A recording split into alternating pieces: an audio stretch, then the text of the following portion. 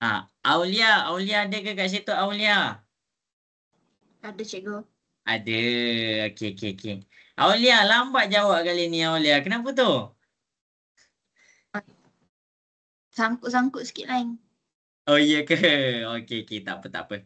Okey. Saja Cikgu Rau. Emira dah ready dah Emira? Cikgu nak mulakan dah.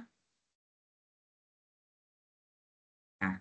Ready cikgu. Okey. Jadi untuk yang beragama Islam, kita buka kelas kita petang ini dengan Ummul Kitab Al-Fatihah. A'udzubillahi minasyaitonirrajim. Bismillahirrahmanirrahim. Alhamdulillahi rabbil alamin arrahmanirrahim. Maliki yaumiddin. Iyyaka na'budu wa iyyaka nasta'in. Ihdinas siratal mustaqim. Siratal ladzina an'amta 'alaihim ghairil maghdubi 'alaihim waladdallin. Amin. Okey, jadi hari ini kita akan teruskan dah kepada kelas kita. Okey, jadi cikgu harap kamu dalam keadaan yang bersedia. Sebelum cikgu nak teruskan dah, cikgu nak dengar sikit respon daripada semua. Suara cikgu jelas ke suara cikgu? Jelas cikgu. Jelas cikgu. Okey. Cikgu akan mula share screen. Nampak dah ke screen cikgu? Nampak cikgu. Okey. Nampak cikgu. Okey, jadi hari ini petang ni kita masing-masing dah nak periksa dah, masing-masing dah nak exam dah. Okey, jadi hari ini untuk minggu ni kita akan teruskan kita punya perbincangan pada soalan yang cover bab 3 dengan bab 4. Bab 3 tentang penakkulan logik. Kalau dalam bahasa Melayu lah, penakkulan logik. Dan bab 4 adalah tentang operasi set. Okey, setiap soalan yang cikgu tunjuk ni, cikgu nak kamu salin sekali dengan nota dia. Boleh ke semua? Boleh cikgu. Boleh cikgu. Nanti kalau ada apa-apa yang tak faham, sepanjang cikgu jelaskan setiap soalan, terus tanya, jangan diam. Sebab bila kita diam, maksudnya kita dah tangguhkan dah. Kita dah tangguh ni, menangguh ni, lama-lama dia hilang. Kita tak nak macam tu, kita nak elakkan dah. Okey, jadi cikgu minta izin lah. Cikgu nak mulakan dah kelas kita. Bab 3 dahulu. Okey, jadi topikal kita adalah bab 3 dengan bab 4. Untuk minggu ni, yang seterusnya adalah bab 5 dan bab 6. Dan yang terakhir, bab 7 dan bab 8. Bab 9, 10 cikgu tak buat. Sebab kita buat sampai 4 set je. Okey. Jadi, kamu tengoklah daripada topikal ni, kamu tengoklah markah kamu macam mana semua. Okey. Jadi, daripada sini, kita boleh nampak kita punya pengukuhan tu. Setara mana. Okey, jadi cikgu akan teruskan dah. Okey, nampak je kan whiteboard cikgu kan? Nampak cikgu. Okey, baik. Okey, jadi cikgu akan pergi kepada kita punya perbincangan. Okey, hari ni kita akan discuss ujian topikal untuk tingkatan 4. Jadi, kita pergi kepada bab 3 dahulu. Bab 3 adalah tentang penakkulan logik. Penakkulan logik ni ramai pening. Sebab dia seolah-olah kita belajar bahasa Melayu dalam matematik. Kita belajar bahasa Melayu dalam matematik. Tapi nak macam mana? Dah ada dalam silibus, tak nak kita kena mantapkan. Boleh Aulia kita mantapkan bab ni? Boleh cikgu. Okey. Jadi kita akan pergi, kamu boleh buka lah. Kamu boleh tengok ada 1 sampai 20. Kita pergi kepada soalan bab 3. Semua tentang bab 3. Okey, kita pergi kepada soalan pertama. Emira, boleh ke Emira? Cikgu nak pergi kepada soalan pertama. Boleh cikgu. Okey, baik. Kita pergi kepada soalan pertama. Apakah yang dimaksudkan dengan pernyataan? Okey, ni cikgu bagi nota. Cikgu bagi nota. Ini adalah daripada textbook tingkatan 4. Dekat sini, kamu boleh buka muka surat 56. Kamu nampaklah nota dia. Jadi, apa benda yang cikgu bagi nota ni? Inilah definisi bagi pernyataan yang sebenarnya. Jadi, kita tengok kat sini. Pernyataan. Sebab dia nak tanya maksud pernyataan. Jadi, maksud pernyataan ni kamu tengok ni. Ini maksud panjang dia. Pernyataan ialah suatu ayat yang dapat ditentukan nilai kebenarannya, sama ada benar ataupun palsu, tetapi bukan keduanya. Sebagai contoh, kita ada satu ayat. Kita ada satu ayat. Contohnya, kita cakap, Bazel handsome. Ini dikira sebagai ayat juga. Ini dikira sebagai ayat juga. Bazel handsome. Okey. Ini ayat, suatu ayat yang mana boleh ditentukan nilai kebenaran dia. Jadi kalau cikgu cakap Bazel handsome, adakah benar ataupun palsu? Benar ke palsu Bazel ni handsome? Maksudnya kamu ada ayat yang mana ayat ni kamu boleh tentukan kebenaran dia. Tentukan kebenaran dia. Macam mana nak tentukan kebenaran dia? Sama ada kalau ayat tu betul, pernyataan tu betul, kamu cakap dia benar. Kalau pernyataan tu salah, kamu cakap dia palsu. Tetapi dia tak boleh dalam keadaan benar dan palsu. Dia kena kalau benar, benar je. Kalau palsu, palsu je. Dia tak boleh gabung dua-dua. Oh, ayat ni benar ke palsu? Oh, ayat ni benar dan palsu. Salah, tak boleh. Itu adalah dikira sebagai pernyataan. Jelas ke semua? Boleh faham? Boleh cikgu. Ni pernyataan. Kadang-kadang masuk dekat paper 1. Okey, cikgu nak terus kepada soalan nombor 2 pula. Boleh? Boleh cikgu. Boleh cikgu. Alright. Jadi, kalau tak sempat salin, yang ni nota cikgu tak sempat salin, screenshot. Screenshot. Okey, kita pergi kepada soalan nombor 2. Okey. Soalan nombor 2. Rajah berikut menunjukkan suatu implikasi. Implikasi ni kita cakap keadaan lah. Implikasi ni adalah keadaan. Okey, ayat dia apa? Jika P tambah 3 sama dengan 9, maka P sama dengan 6. Jadi implikasi yang kita tengah bercakap adalah tentang implikasi jika dan maka. Jika Aulia seorang pengawas, maka Aulia seorang berdisiplin. Jika Bazil seorang lelaki, maka Bazil seorang handsome. Macam itulah. Maksudnya ayat tu ada kaitan. Itu kita panggil dia implikasi. Jadi macam mana nak jawab? Dalam implikasi jika dan maka, dia minta anti jadian. Jadi nota dia mana? Kamu boleh tengok kat bawah. Cikgu dah keluarkan awal-awal dah. Supaya cikgu tak pergi kat buku teks. Okey, tengok Jika P, maka Q. Pernyataan jika dan maka selepas perkataan jika mesti bercakap tentang P. P tu apa? P tu adalah ayat pernyataan pertama. Maka Q. Q tu apa? Ayat pernyataan yang kedua. Maksudnya jika dan maka adalah satu implikasi yang menggabungkan dua pernyataan dalam satu ayat. Boleh faham ke semua? Boleh cikgu. Boleh Okey, baik.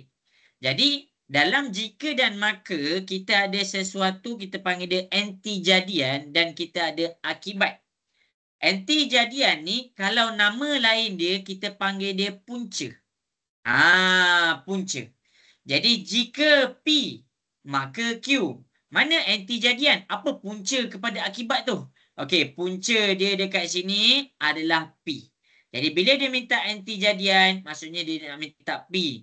Jadi P ni macam mana nak dapatkan P selepas perkataan jika adalah P. Masing-masing boleh tengok. Jika P tambah Q akan jadi P. Maka P sama dengan 6, ini adalah Q. Jadi kamu tengok. P tambah 3 sama dengan 9 akan jadi dia punya P. P tu adalah anti jadian. Jadi jawapan kita adalah A. Itulah anti jadian kita. Jelas ke? Boleh faham? Boleh cikgu. Ingat ni, ingat. Ini adalah kita punya anti jadian. P ni adalah anti jadian. Manakala Q tu adalah akibat. Anti jadian ni, kalau tak faham, anti jadian ni punca. Jika selalu bermain api, maka terbakar rumahnya. Maksud dia macam tu. Punca dia disebabkan dia asyik main api, akibat dia apa? Terbakar rumah dia. Itu tu senang nak faham. Anti jadian ni maksud lain dia adalah punca. Okey, selesai nombor 2. Sempat salin ke nota cikgu kat bawah ni? Sempat Empat cikgu. Okey, kita pergi kepada soalan yang seterusnya ya. Okey, kita pergi kepada soalan nombor 3.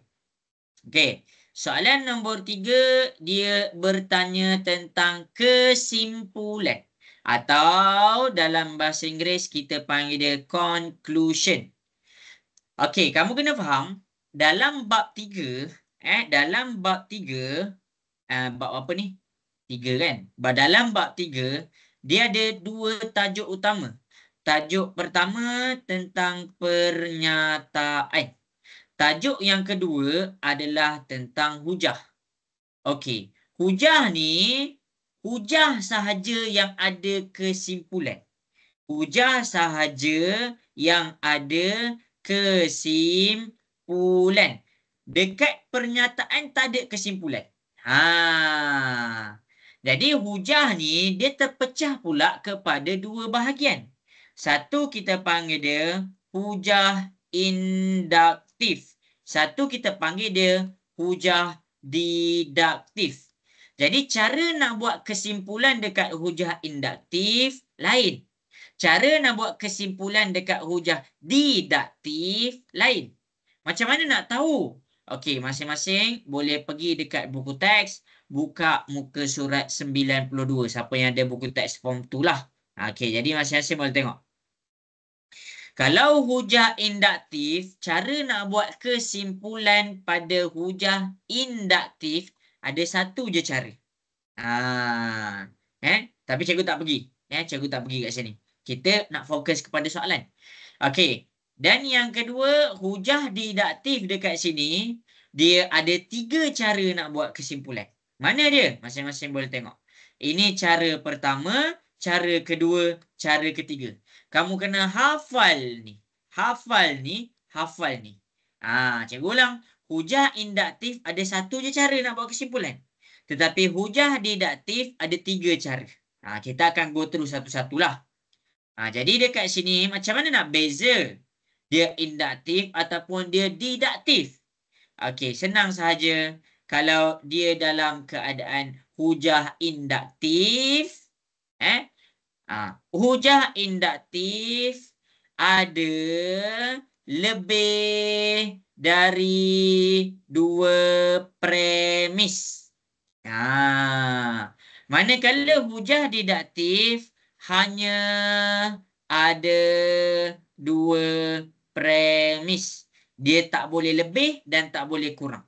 Jadi dekat sini kalau kamu tengok ada premis pertama, ada premis kedua, bermaksud kita tengah bercakap tentang hujah diduktif. Sampai situ boleh faham ke dulu? Sampai situ dulu. Sampai situ jelas? Jelas cikgu. Okey, baik. Jadi hujah diduktif dekat sini cikgu pakai formula ni. Apa? Macam nak tengok formula ni? Okey, formula ni kamu kena salin yang atas ni. Yang ni kena salin yang atas ni. Okey, formula ni adalah apabila premis pertama tentang jika dan maka. Bila kamu tengok jika maka, ni yang pertama. Jika, ada jika kat sini, ada maka kat sini. Yang kedua, premis yang kedua, dia ada letak simbol ni. Bukan sama dengan. Apa maksud simbol ni? Cikgu nak tanya kamu semua. Apa maksud simbol ni? Bukan sama dengan. Apa? Apa Syibah? Bukan sama dengan. Jadi bukan sama dengan dekat sini menandakan adalah bentuk penafian. Penafian ni maksudnya kita menidakkan. Jadi formula yang cikgu tunjuk ada 2 syarat. Yang pertama, premis pertama adalah tentang jika dan maka. Lepas tu kita tengok premis kedua. Premis kedua dia ada bentuk penafian. Bila ada bentuk penafian, kamu pakai formula ini. Jelas? Boleh faham? Okey. Cikgu. Jelas, Okey, cikgu. baik. Jadi nak buat kesimpulan ni macam mana? Tengok. Jika P maka Q. Jadi daripada perkataan jika, selepas jika adalah huruf P. Maksudnya ini adalah P kita. Habis. Maka Q. Jadi ini adalah Q kita. Premis kedua, bukan Q adalah benar. Maksudnya dia bercakap tentang bukan Q. Nampak? Dia ni 2X tambah 2 tak sama dengan, maksudnya dia menafikan kosong. Maksudnya dia tengah bercakap tentang Q sekarang ni. Dia tengah bercakap tentang Q. Ini Q. Jadi nak buat kesimpulan, kamu tengok pula formula dia. Dia bercakap tentang P. Okey, ini P. Jadi P kita kat sini adalah X sama dengan kosong. Tetapi kamu kena ingat, ada perkataan bukan. Maksudnya kamu kena menafikan kamu punya P, kamu letak bukan sama dengan. Jadi jawapan dia adalah A. Jelas ke semua? Jelas cikgu. Okey, cikgu kena terang satu-satu tu. Takut kamu pening. Okey. Dah salin dah. Cikgu nak pergi kepada soalan seterusnya. Dah cikgu. Okey. Syifa dah salin dah, Syifa? Ya cikgu. Okey, cikgu nak pergi kepada soalan yang seterusnya. Boleh ke semua? Boleh cikgu. Okey, kita pergi kepada Boleh, soalan cikgu. nombor 4. Apakah yang dimaksudkan dengan hujah induktif? Cikgu dah bagi tahu dah. Ada hujah ada dua. Hujah induktif dan diduktif. Okey. Cara nak bezakan dia kamu kena faham ni. Kamu kena faham ni. Tapi cikgu akan buat gambar untuk kamu. Hujah dia ada dua. Satu kita panggil dia diduktif. Satu lagi kita panggil dia induktif. Macam mana nak bezakan dia? Okey. Beza dia adalah pada dia punya premis, sifat premis dan kesimpulan. Sifat premis dan sifat kesimpulan. Jadi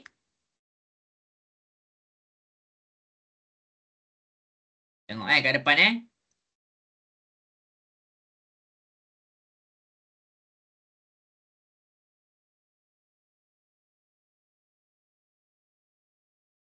Okey. Kalau diduktif, premis dia adalah bersifat umum. Semua orang lelaki. Maksudnya kita tengah bercakap tentang perkara yang umum. Induktif dia macam mana? Premis dia bersifat khusus. Tadi semua lelaki. Sekarang cikgu sebut nama. Ammar. Nampak? Daripada semua orang lelaki, cikgu khususkan kepada seorang sahaja. Itu maksud umum dan khusus. Okey. Manakala dia punya kesimpulan untuk diduktif terbalik. Tadi premis dia umum. Kesimpulan dia adalah bersifat khusus. Manakala induktif adalah premis dia bersifat khusus. Terbalik pula kesimpulan dia bersifat umum. Jelas ke semua beza ni? Nampak ke? Nampak, cikgu. Nampak, cikgu. Ni nota cikgu. Ini nota cikgu. Salin. Ni nota cikgu salin. Jadi ada orang, ada pelajar lah, dia tanya cikgu, cikgu kenapa diduktif kalau cikgu buka dekat sini sampai kena ada 3 formula. Formula pertama, formula kedua, formula ketiga. Kenapa kena ada sampai 3 formula ni? Tak faham. Sebab bila dia bersifat khusus, kita nak highlightkan tu. Ada cara-cara tertentu dia. Sebab tu sampai ada 3 formula. Ada orang pula tanya cikgu, kenapa hujah induktif ada satu je formula? Sebab dia bersifat umum. Dia general. Dia general. Jadi dia tak perlu kepada formula banyak-banyak. Dia ada satu tu je. Diduktif ada banyak formula. Sebab bila premis macam ni, kita nak khususkan macam ni. Premis seterusnya kita kena khususkan macam ni. Sebab kesimpulan tu bukan buat biasa-biasa, bukan hentamkan dia. Jelas ke semua? Nombor 4 dapat ke? Dapat cikgu. Dapat cikgu. Ni nota cikgu. Dah salin dah? Dah salin Ya. cikgu. Okey. Cikgu. Faiz ni, jelas ke Faiz?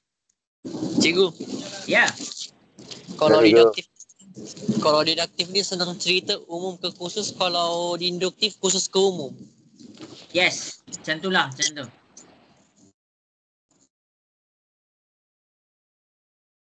Dah. Akmal, Dah, dah ke cikgu. Akmal? Okey, cikgu teruskan kepada soalan yang berikutnya. Boleh? Boleh cikgu. Okey. Kita pergi kepada soalan nombor 5 ya. Okey. Nombor 5. Raja berikut. Ni salin lah. Semua cikgu screenshot dan ni salin lah tadi. Tadi cikgu buka dulu sebab cikgu malas nak scroll buku teks sekarang. Buku teks nanti nak kena lambat. Jadi cikgu terus keluarkan. Salin terus. Okey. Raja berikut menunjukkan suatu implikasi. Jika 12 ialah gandaan bagi 3. Maka 12 ialah gandaan bagi 6. Jadi dekat sini dia tengah bercakap tentang pernyataan. Dia tengah bercakap tentang pernyataan. Kenapa cikgu cakap pernyataan? Tak ada pun cakap pernyataan. Sebab dia tak bagi tahu akas ke, songsangan ke, kontrapositif ke, dia tak ada bagi tahu. Dia tak ada bagi tahu. Jadi bila dia tak ada bagi tahu, kamu kena faham ini adalah pernyataan. Jadi daripada pernyataan ni, apa pentingnya pernyataan ni? Daripada pernyataan ni, kita tengok formula dia, kita boleh tentukan dia punya P yang asal dan Q yang asal. Jadi dekat sini kamu boleh nampak selepas perkataan jika adalah P. Maksudnya 12 ialah gandaan 3 adalah P. Maka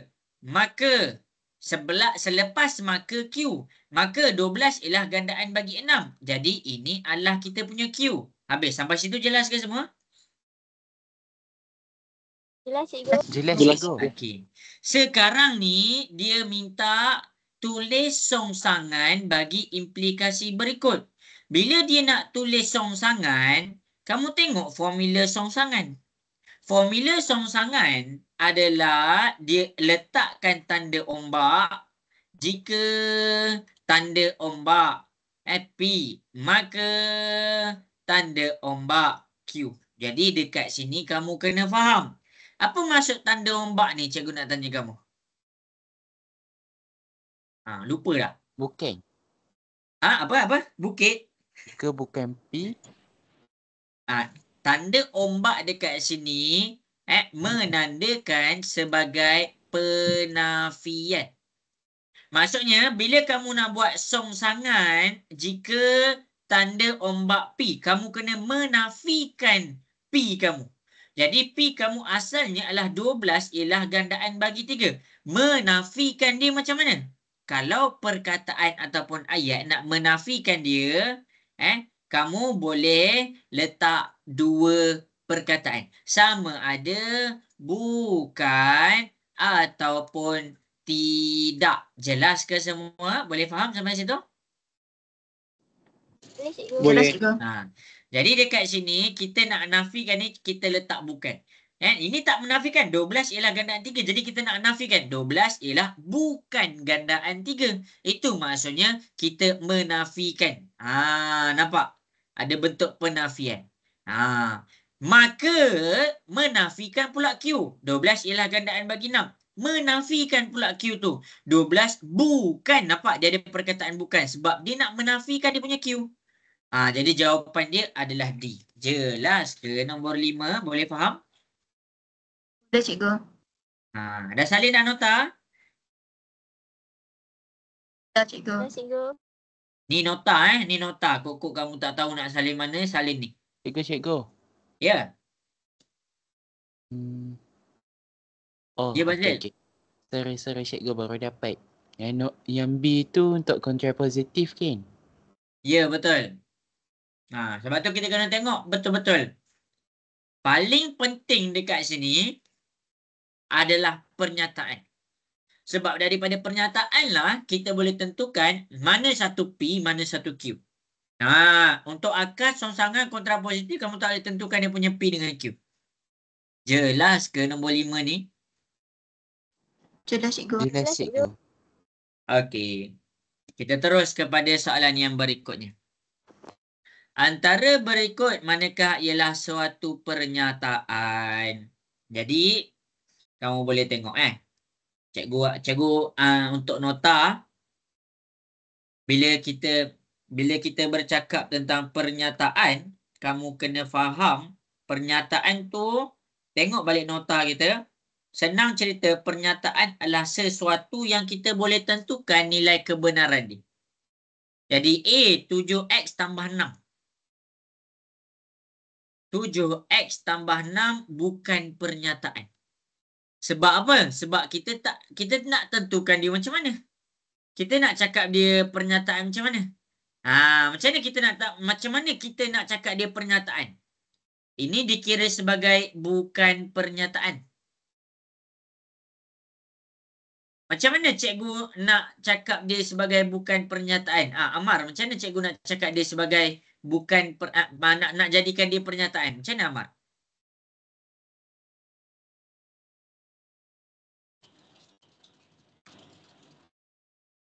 Tahu? Tahu cikgu. Tahu? Tak tahu? Tak tahu cikgu. Nak cuba cikgu? Macam mana, Bazil? 7X tambah 6 bukanlah sesuatu yang boleh ditentukan nilai kebenarannya. Maka ia bukanlah sebuah kenyataan. Okey, bagus. Pernyataan. Bagus. Tapi tu ayat. Sekarang ni, kalau kita nampak persamaan macam ni, kita nak bezakan dia bila dia jadi pernyataan dan bila dia jadi bukan pernyataan.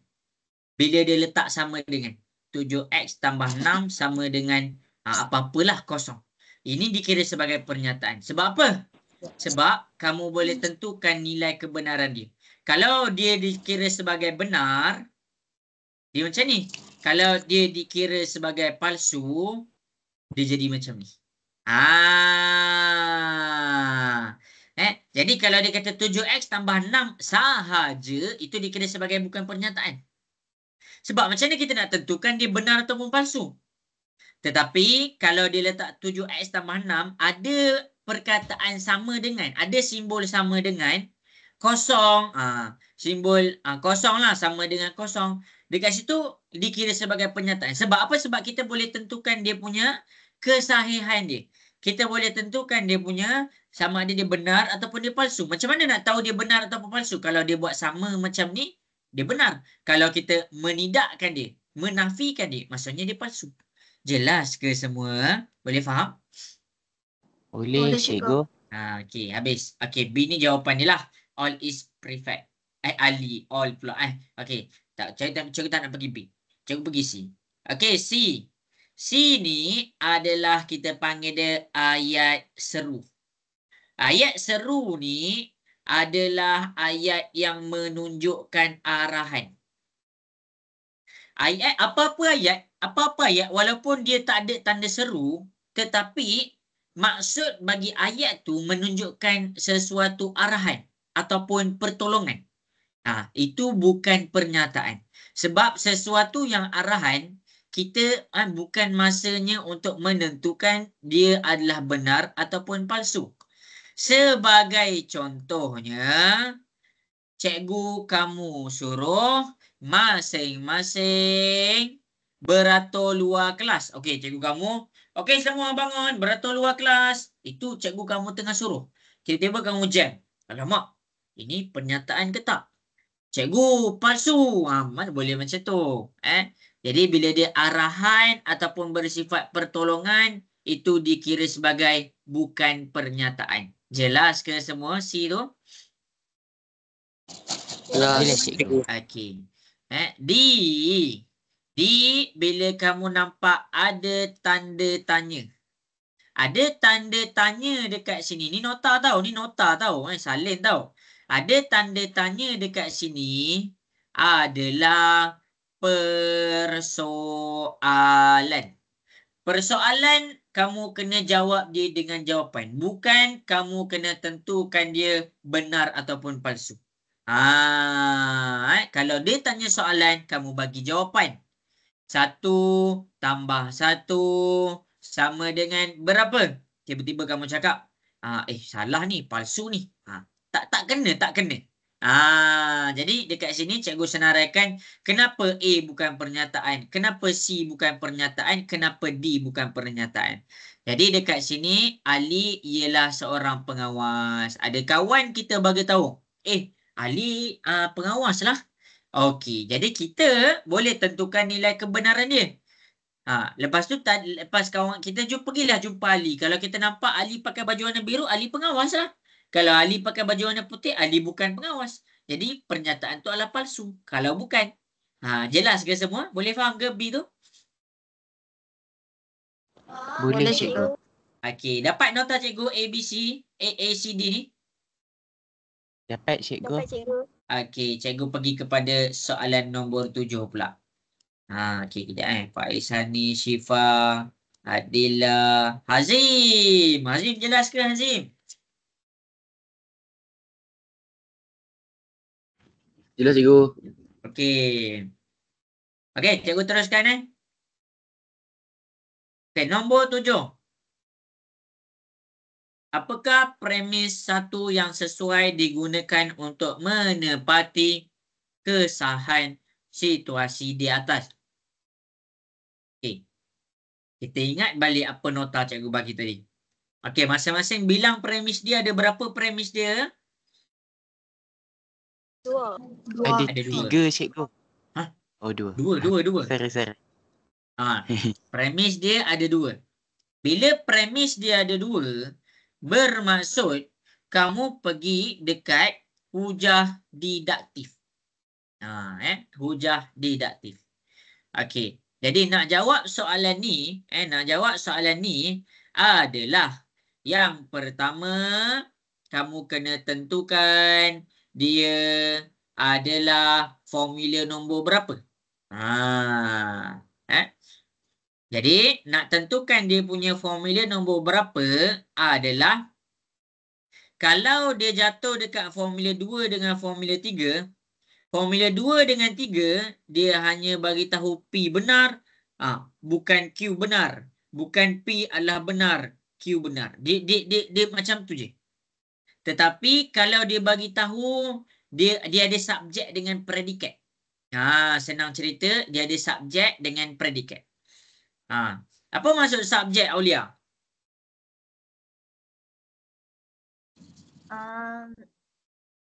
Bahagian depan subjek keterangan macam nak cerita tak kerti ke? Apa? Tak kerti nak cerita tapi subjek tu objek. Tak tahu? Tak pasti cerita macam mana. Tahu Okay. tapi tak pasti nak cerita macam mana. Oh, tahu. Okey. Subjek ni kita boleh wakilkan dengan sesuatu yang bersifat sebagai predikat. Subjek ni senang cerita adalah bertindak sebagai topik. Manakala predikat pula bertindak sebagai huraian. Huraian topik. Ini adalah dikira senang ceritalah. Kalau kamu tanya guru BM kamu lain pula. Tapi nak senang ceritanya, kalau tanya cikgu, subjek tu adalah topik dia. Predikat tu adalah huraian bagi topik dia. Subjek ni adalah benda yang kita tengah bercakap. Huraian predikat ni adalah isi bagi perkara yang kita tengah bercakap. Sebagai contoh, kita bercakap tentang Bazil seorang pengawas. Bazil tu menjadi topik dia. Bazil tu akan menjadi dia punya subjek iaitu topik. Seorang pengawas. Cikgu menghuraikan Bazil tu sebagai seorang pengawas. Itu adalah subjek dan predikat. Jelas? Jelas cikgu. Cikgu boleh jadi guru BM tak? Boleh cikgu. Boleh InsyaAllah. cikgu. Okey. Jadi Masing-masing boleh tengok. Premis pertama, subjek dia A, predikat dia B. Premis kedua, subjek dia C, predikat dia A. Kesimpulan dia, subjek dia C, predikat dia B. Jadi kamu kena cari apa A, B, C ni. Jadi cara dia adalah kamu tengok apa yang dia bagi. Contohnya, kita tengok dekat kesimpulan. Kesimpulan subjek dia adalah C dan predikat dia adalah B. Okey. Adopt. Bahasa Inggeris pula Okey, anjing. Anjing dia akan bertindak sebagai C. Jadi, anjing adalah kita bercakap tentang C. Habis kat situ. Ialah B. Menyusui anak. B adalah menyusui anak. Maksudnya, anjing menjadi topik. Menyusui anak adalah huraian. Kita tengah cakap pasal anjing tu tengah buat apa. Jelas ke? Boleh faham sampai situ? Boleh cikgu. Boleh cikgu. Jadi daripada kesimpulan, kita boleh detect apa C dia, apa B dia. Habis. Lepas tu dia bagi premis kedua. Premis kedua, C ialah A. Anjing. Dia dah anjing. Ni C. C kita dah dapat dah anjing. Ialah mamalia. Maksudnya A kita adalah mamalia. Boleh faham sampai situ? Boleh cikgu. Boleh cikgu. Kita tengok premis pertama. Semua. Semua ni memang kena salin. Semua. A itu apa? Mamalia. Kita salin. Mamalia. Sebab apa? Subjek kita kat sini adalah A. A adalah mamalia. Ialah. Dia letak ialah. Lepas tu B. B kita apa? B kita dekat sini adalah menyusui anak. Jadi kita salin menyusui anak. Ini akan jadi kita punya B. Jadi jawapan dia adalah A. Boleh faham ke macam mana cikgu huraikan tu satu-satu? Boleh cikgu. Boleh cikgu. Jadi bila kamu tengok dia tak pakai jika maka, bila dia tak pakai jika maka, kamu kena ingat formula ni. Formula ni adalah bercakap tentang subjek dan predikat. Subjek ni senang cerita adalah topik kamu. Predikat tu adalah huraian bagi topik. Kalau premis pertama, A tu subjek, B tu predikat. Premis kedua, C tu subjek, A tu predikat. Kesimpulan, C tu subjek, B tu predikat. Jelas ke semua? Boleh faham? Cikgu tunjuk ke depan. Boleh cikgu. Boleh cikgu. Dah salin dah? Dah cikgu. Dah cikgu. Okey. Cikgu pergi kepada soalan seterusnya. Boleh? Boleh cikgu. Boleh. Okey.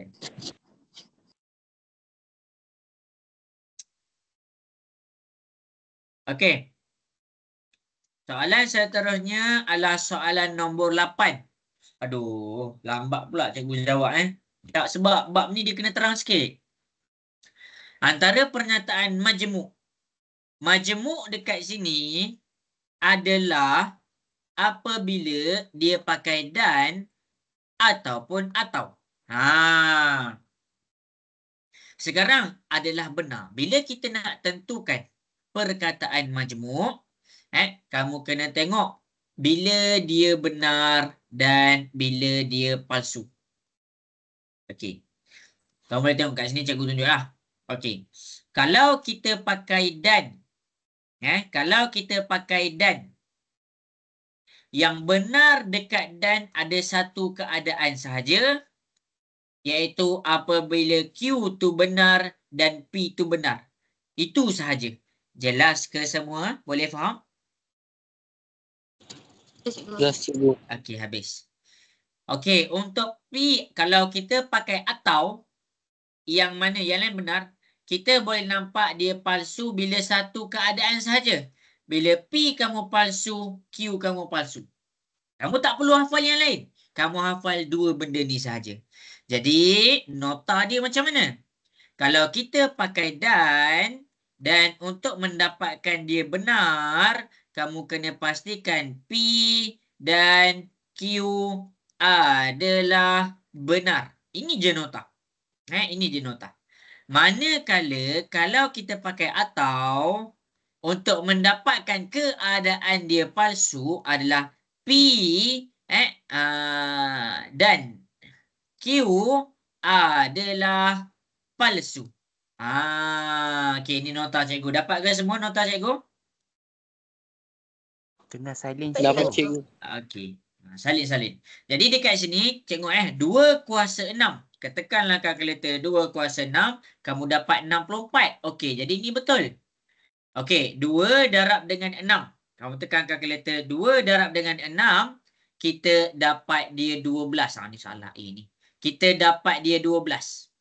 2 darab 6, kita dapat dia adalah 12. Jadi ini dikira salah. Jadi untuk dan, bila dia pakai dan, pernyataan pertama betul, pernyataan kedua salah. Jadi dia dikira sebagai palsu. Jelas ke semua? Boleh faham? Boleh Ya, cikgu. cikgu. Okey. Jadi kita pergi pula dekat B.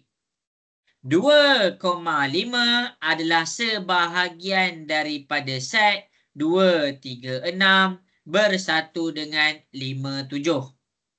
Pokok kamu tak faham kan? Okey, cikgu terang ni kat sini B Cikgu, 2, ya. yang mata kena potong tu apa? Mana? Kat B tu. Ni. Set kosong. ya, Nama dia set kosong. Oh, Nama dia set kosong. Okey. okey. Jadi 2,5 adalah sebahagian. Ni subset tau. Ni subset. Subset maksudnya sebahagian daripada. Sebahagian daripada. Dekat sini kita tengok. 2, 3, 6. Bersilang dengan 5, 7. Jadi bila cikgu cakap bersilang. Dekat sini kita nak dapatkan persilangan dia adalah kita. Ni bersilang tau. Sorry. Dia bersatu. Ni bersatu. Sorry. Tak nampak. Okey, bersatu. Kalau dia bersatu adalah kita salin. 2, 3, 6, 5, 7. Jadi dekat sini bila kita nak tengok 2,5 adalah sebahagian daripada ni. 2 ada dah dekat sini. 5 ada dah dekat sini. Jadi ini dikira sebagai benar. Boleh faham ke semua? Boleh cikgu. Okey. Boleh Boleh, cikgu. cikgu. Atau apa orang kata set kosong. Ni set kosong tau nama dia tau. Dia letak sama dengan kosong. Sebenarnya kalau set kosong dia maksudnya tak ada unsur lah. Jadi betul lah. Betul. Kenapa cikgu cakap betul? Kod-kod ada yang tak faham. Boleh tengok dekat depan. Okey. N ni adalah ni simbol set kosong. N ni bilangan. Bilangan bagi set kosong ialah kosong. Betul lah. Betul lah. Jadi dekat B ni dua-dua betul. Bila dua-dua betul, jawapan dia adalah B. Boleh faham ke semua? Jelas? Jelas cikgu. Tu cara dia. Okey. Perlu cikgu terang yang lain ke? Tak perlu cikgu. Okey. Okey. Kalau kamu nak terangkan tak apalah cikgu terang 90 darab dengan 80 per 100. Kamu tekan kalkulator bukan 70, kamu dapat 72. 8 darab 8 bukan 324, kamu dapat 512. Jadi dekat sini palsu lah.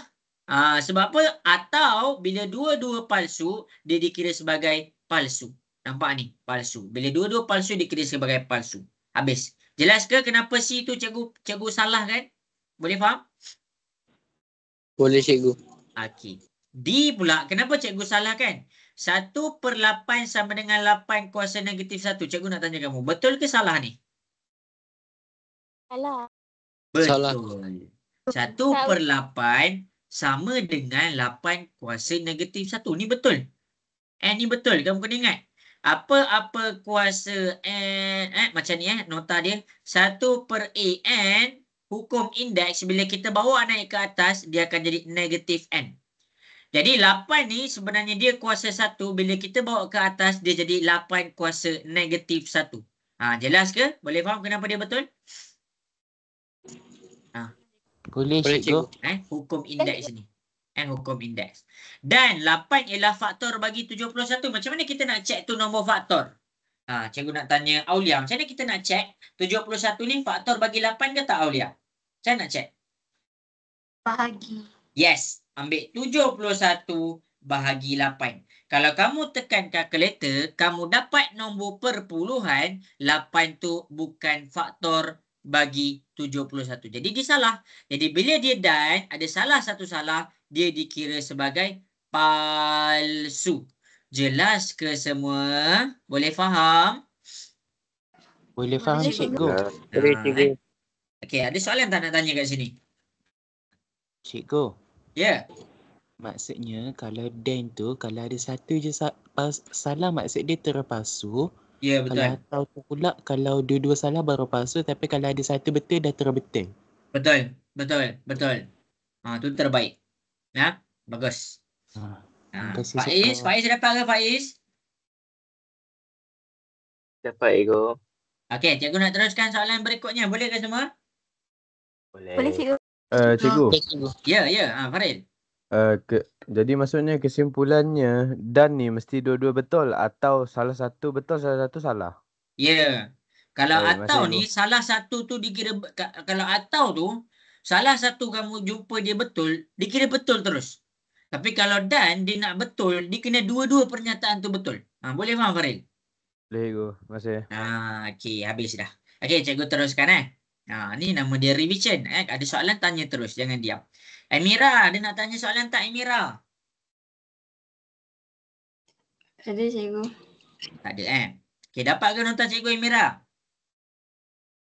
Dapat.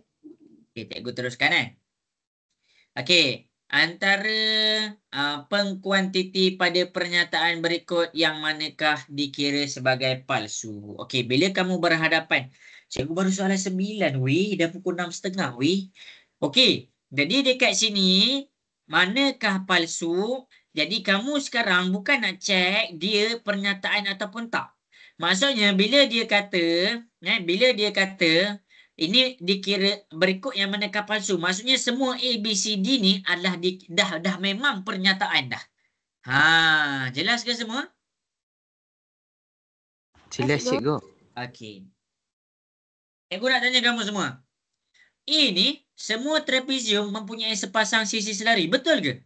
Betul ke? Salah cikgu. Kenapa salah? Sekejap. Sepasang sisi selari. Betul. Saya tak pasti cikgu. Okey. Aulia, betul ke trapezium ada sisi selari? Betul cikgu. Betul. Okey, pandai. Trapezium dia memang akan ada sisi selari. Tak kisahlah dia tengah tegak ke. Tak kisahlah dia tengah tegak ke ataupun dia tengah baring ke. Selagi kalau dia tak ada sisi selari, dia tak dipanggil sebagai trapezium. Kena ingat tu. Mana sisi selari dia? Okey. Sisi selari dia yang cikgu highlightkan warna hijau. Jadi kena ingat semua jenis trapezium wajib ada sisi selari. Sebab formula luas trapezium dekat sini adalah ni luas formula luas adalah 1/2 darab dengan A darab dengan B1 tambah B2. B1 tambah B2 ni khususnya untuk apa? Sisi selari. Boleh faham ke semua A tu? Boleh faham cikgu. Jadi ini dia dikira sebagai benar. Okey, habis. Semua nombor genap boleh dibahagi dengan 2. Cikgu nak tanya kamu semua. Semua nombor genap dia boleh dibahagi dengan 2 ke? Macam betul. Macam betul. Aulia, semua nombor genap boleh dibahagi dengan 2 ke? Saya ingat saya semua boleh ke? Semua boleh. Okey. Test hari tu. Test hari Boleh tu. tu, cikgu. Kebanyakan semua boleh je. Betul lah tu. Okey. Jadi dekat sini semua nombor genap. Cikgu silap bulatkan Okey, semua nombor genap boleh dibahagikan dengan 2. Ni betul lah. Nombor genap tu apa? 0, 2, 4, 6, 8. Itu dia.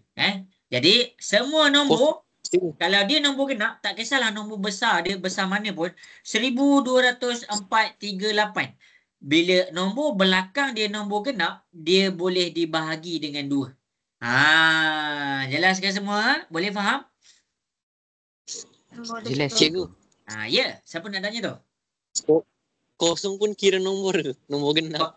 Boleh. 0 bahagi dengan 2 dapat berapa? 0 bahagi 2. Kosong. 0. Dia bukan dapat perpuluhan. Kalau dia dapat perpuluhan baru salah. Boleh faham, Mama? Oh, boleh. Okey. C. Sebilangan nombor bulat ialah nombor negatif. Cikgu nak tanya kamu semua. Sebilangan nombor bulat adalah nombor negatif. Betul ke? Betul. Betul, cikgu. Ya. Bila dia cakap sebilangan, maksudnya ada nombor negatif, ada nombor positif. Tu masuk sebilangan. Okey, D. Semua nombor kuasa 2 sempurna adalah genap. Betul ke semua? Cikgu nak tanya. Salah. Macam mana cari nombor kuasa 2 sempurna? Dia kuasa 2. Nombor tu kena ada kuasa 2. Ya. 1 kuasa 2 masing-masing tekan kalkulator dapat berapa? 1. 1. 2 kuasa 2 tekan kalkulator dapat berapa? 4. 4. 4. 3 kuasa 2 tekan kalkulator dapat berapa? 9. 4 kuasa 2 tekan kalkulator dapat berapa? 16. Last. 5 kuasa 2 tekan kalkulator dapat berapa? 25. Semua dekat sini adalah nombor kuasa 2 sempurna. Itu cara nak cari nombor kuasa 2 sempurna. Jelas ke semua? Boleh faham? Jelas, cikgu. Jadi, dekat sini, bila kita bercakap tentang all, semua nombor kuasa 2 sempurna adalah genap. Jadi, 1 ni genap ke cikgu nak tanya? Bukan. Dia ganjil. 9 pun ganjil. 25 pun ganjil. Jadi, dekat sini, jawapan dia adalah D. Jelas ke semua? Boleh faham? Boleh faham, cikgu. Boleh, cikgu. Dah salin dah nota. Cikgu nak pergi kepada soalan seterusnya. Boleh? Boleh, cikgu. Okey. Pilihan di bawah ialah pernyataan kecuali. Okey.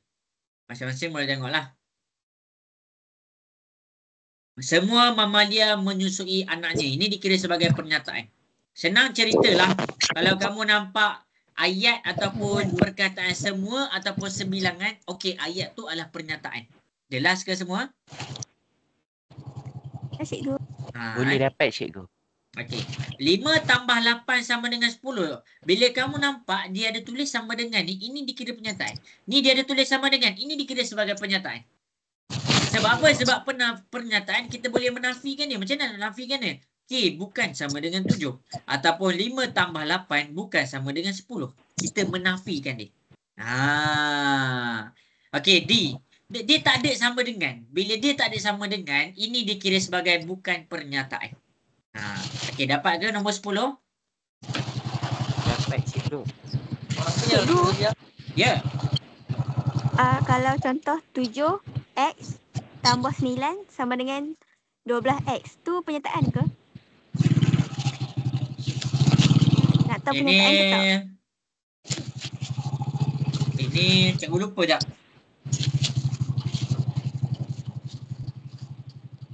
Dia kira sebagai pernyataan kot. Ni macam pernyataan. Nanti cikgu confirmkan balik. Cikgu confirmkan balik.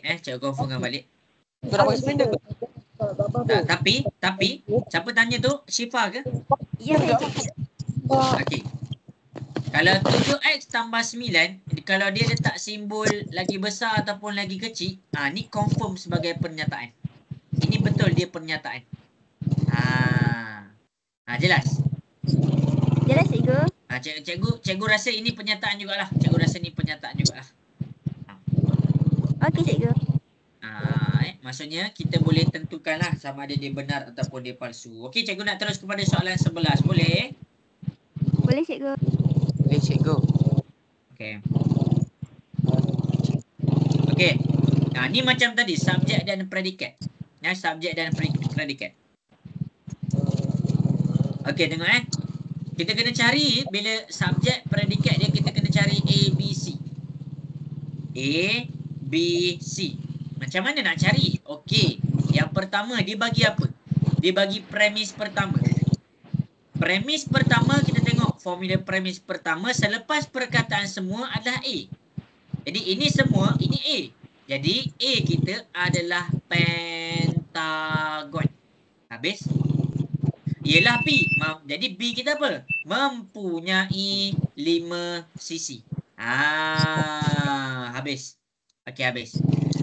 Premis kedua pula, kita buka kita punya perkataan ataupun ayat dengan C. Jadi C kita apa? A, B, C, D, E. Jadi C kita adalah A, B, C, D, E. C ialah A. A kita pentagon. Kan kita dah salinah A kita pentagon. Habis dah. Jadi itu cara kita nak tengok mana satu A, B, C ya. Okey, sekarang kita nak buat kesimpulan. Kesimpulan C ialah B. A, B, C, D, E adalah C. A, B, C, D, E. Lepas tu B kita apa? Mempunyai 5 sisi. Itu sahaja cara buat kesimpulan dia. Jadi jawapannya B. Boleh faham? Boleh faham cikgu. Aulia, okey Aulia?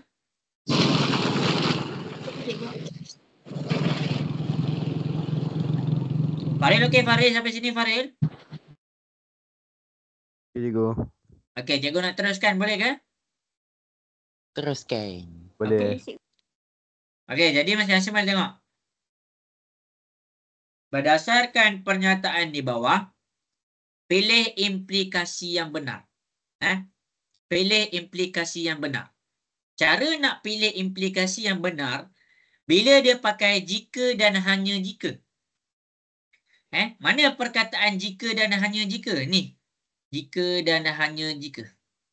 Kamu tengok formula dia. Kamu kena tengok formula. Sebab kalau kamu lupa formula, kamu tak jawab. Confirm. Jadi jika dan hanya jika ni, jika dan hanya jika. Awal ayat pernyataan jika dan hanya jika adalah P. Jadi apa? Ini adalah P kita. Habis. Kemudian selepas tu, jika dan hanya jika Q. Jadi ini adalah Q kita.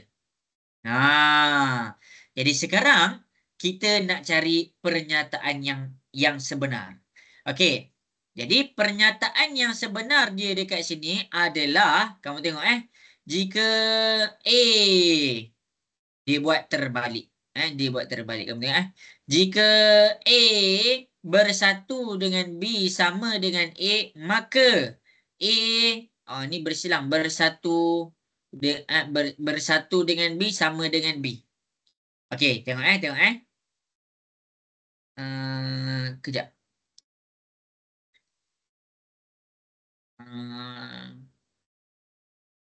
Tengok jika A bersatu ni bersilang dengan B sama dengan A.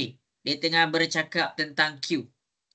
Maka A bersatu dengan B sama dengan B. Dia tengah bercakap dengan B.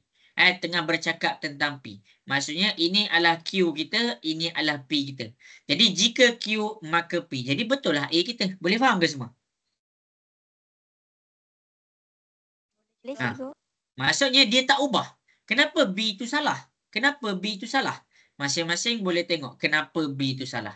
Jadi P kita dekat sini sepatutnya A bersatu dengan B sama dengan B.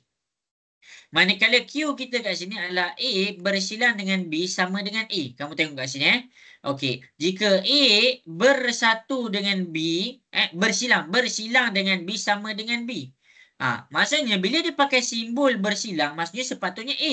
Tapi dia buat B. Maksudnya dia ubah. Jadi bila dia ubah, jadi B tu salah lah. Okey, C ni salah kenapa? B sama dengan A. B sama dengan A. Apa yang B sama dengan A? Kita dekat sini kita nak kena tengok jika P maka Q atau jika Q maka P. Jadi dekat sini B sama dengan A tu dapat daripada mana? Tak tahu. Jadi C ni salah. Okey, D. D ni dia tak ada perkataan jika dan maka. Dia ulang balik jika dan hanya jika, jadi dikira salah. Jadi A itulah jawapan dia. Boleh faham ke semua? Cikgu terang tu? Boleh cikgu. Cikgu, Ya. Kenapa tu?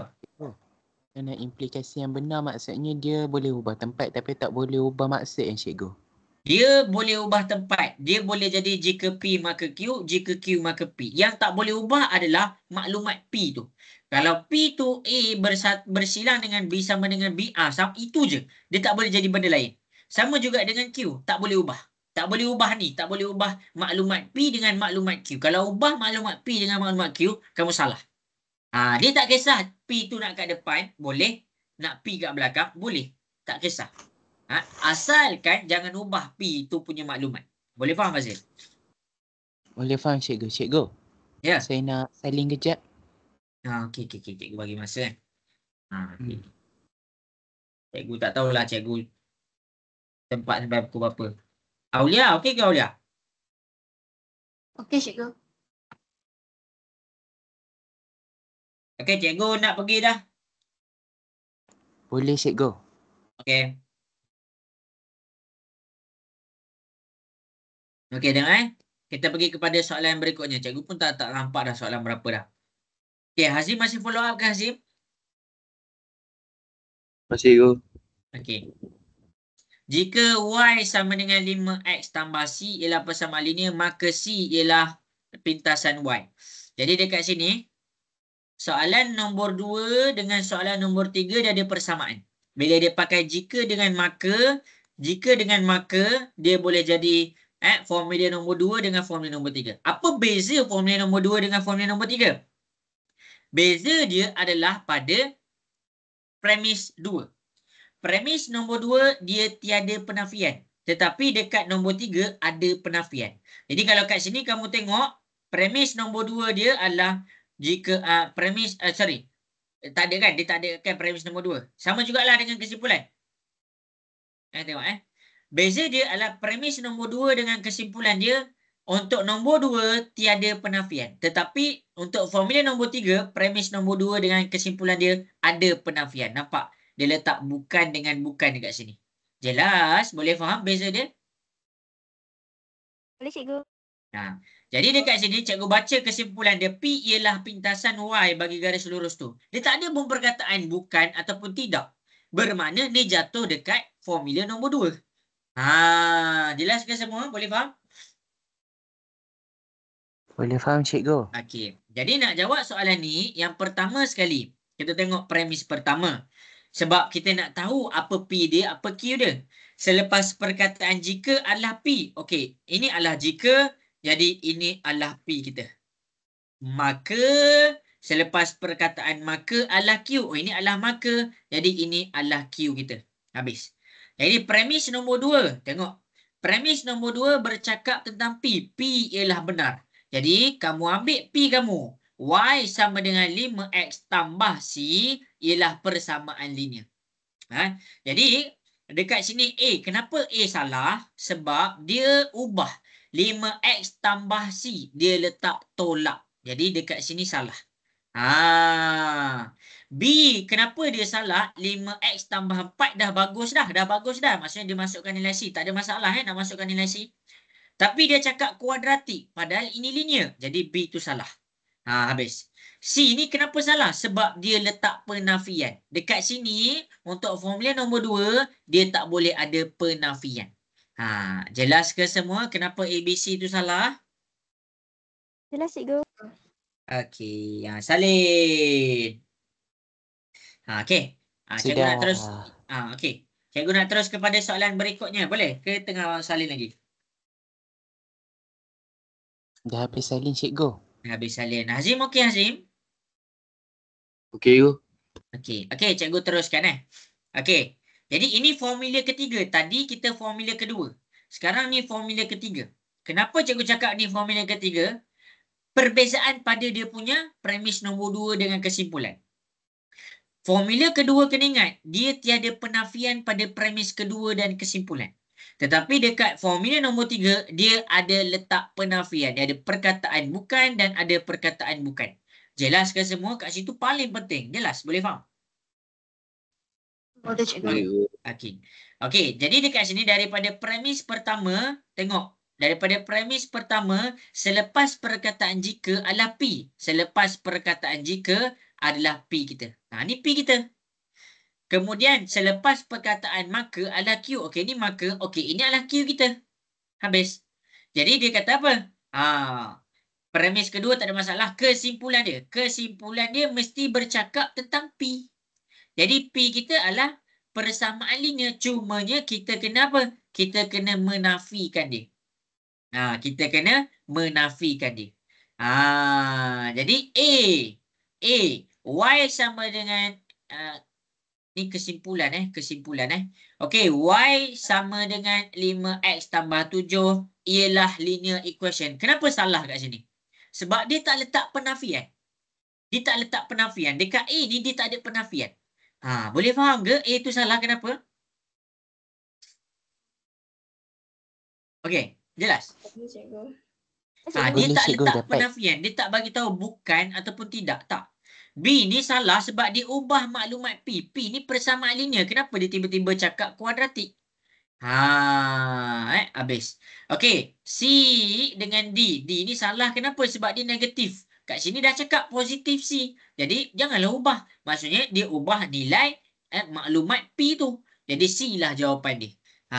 Okey, dapat ke semua? Cikgu tunjuk kat depan ni. Dapat, cikgu. Okey.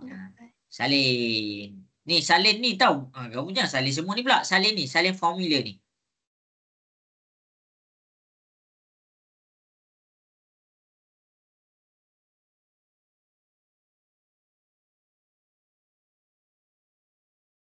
Okey, dah ke? Cikgu nak teruskan? Ya, cikgu.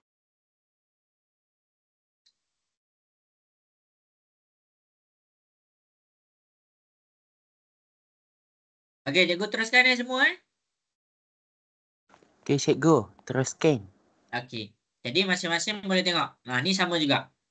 Ini adalah orang kata subjek dan predikat. Okey, subjek dan predikat. Bila kita nak cari premis pertama, relax dulu. Relax dulu.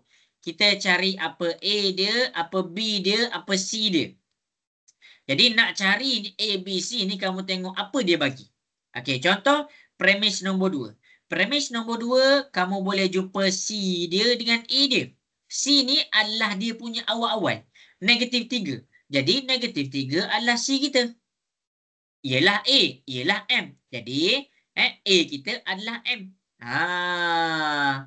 Habis. Okey, kemudian kita baca kesimpulan dia. Negatif 3 itu adalah C. Ni C. Jadi dekat sini kecerunan bagi satu garis lurus ialah B. Maksudnya B tu membawa maksud kecerunan. Salinlah ni bagi garis lurus. Jadi bila kita nak pergi kepada premis pertama, semua A ialah B. Semua A iaitu M, semua M ialah B. Kecerunan bagi suatu garis lurus. Panjang pula tak pula cikgu salin lah. Kecerunan bagi suatu garis lurus. Inilah jawapan dia. Jadi jawapan dia adalah B. Boleh faham ke semua? Dapat, cikgu. Dapat, cikgu. Okey, cikgu teruskan Okey. Antara berikut yang manakah penafian yang benar? Okey, penafian dekat sini adalah kamu boleh tengok nota cikgu.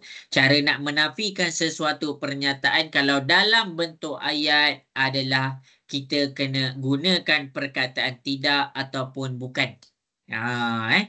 Kena gunakan perkataan tidak ataupun bukan. Okey, bukan semua sudut tegak ialah 90 darjah. Antara penafian yang berikut, manakah penafian yang benar? Okey, penafian yang benar. Sudut tegak, okey, kita bincang A. Dia kata, bukan semua sudut tegak ialah 90 darjah. Maksudnya sudut tegak kena berapa darjah? Aulia, sudut tegak kena berapa darjah, Aulia? 90. Yes, Juga. 90. Sekarang ni kata bukan semua sudut tegak ialah 90 darjah. Maksudnya nak bagi tahu ada sudut tegak 80 darjah. Jadi salah lah. Maksudnya A ni penafian dia adalah palsu. Okey, habis. Okey, B pula. Not all hexagon have 6 side. Okey, hexagon ada 6 sisi. Jadi bila kata bukan semua hexagon ada 6 sisi, maksudnya apa? Maksudnya dia nak bagi tahu ada hexagon ada 5 sisi. Betul ke tu? Betul ke salah tu cikgu nak tanya? Salah cikgu. Salah lah. Jadi A palsu, B pun palsu. Jadi penafian dia boleh jadi palsu dan dia boleh jadi benar juga. Okey, jadi kita pergi kepada C kita. Okey, bukan semua faktor 36 adalah nombor genap. Bukan semua faktor 36 adalah nombor genap. Senang ceritalah, satu pun termasuk dalam faktor bagi 36 dan satu ni adalah nombor ganjil. Jadi bila dia kata bukan semua faktor adalah nombor genap, maksudnya dia tengah cakap ada juga nombor ganjil as a factor of 36. Sebagai faktor bagi 36. Boleh faham ke? Boleh faham cikgu. Jadi C ni adalah benar lah. Satu penafian yang benar. Kamu jangan ingat, okey, menafikan misalah, menafikan misalah. Salah. Penafian tu boleh jadi palsu dengan benar juga. Dekat sini cikgu tunjuk. The coordinate 07 tidak terletak pada paksi Y. Salah lah. Macam mana dia nak letak pada paksi Y kalau kamu tengok XY dia, kalau Y dia ada nilai. Maksudnya cikgu nak kamu nampak lah. Kosong. Bila X kita kosong. Tengok takut tak nampak ya. Bila X kita kosong, maksudnya dia dekat antara sini. Betul tak semua? Betul cikgu. Jadi Y dia 7. Okey, maksudnya ni koordinat kita 0,7. Jadi 0,7 ni adalah terletak pada paksi Y. Sekarang ni kata tak terletak pada paksi Y. Jadi ini adalah sebagai palsu. Boleh faham ke kenapa D itu palsu? Boleh faham Boleh, cikgu. cikgu. Boleh, Itu cikgu. maksud dia. Kadang-kadang kita kena tengok. Kalau tak nampak. Okey, dah habis dah. Dah nak pukul 7 dah. Cikgu nak teruskan dah kepada berikutnya. Boleh ke? Boleh, cikgu. Boleh cikgu. Okey. 37. Okey. Nilai kebenaran. Okey. Antara pasangan penyataan dan penafian berikut, yang manakah pasangan yang betul? Okey. Jadi, pasangan yang betul dekat sini adalah... Cikgu salah. Tengok 2 tambah 13 sama dengan 15. Betul. Penafian 2 tambah 3 tak sama dengan 15. Betul lah. Jadi jawapan dia adalah A. Boleh faham ke? Boleh faham cikgu.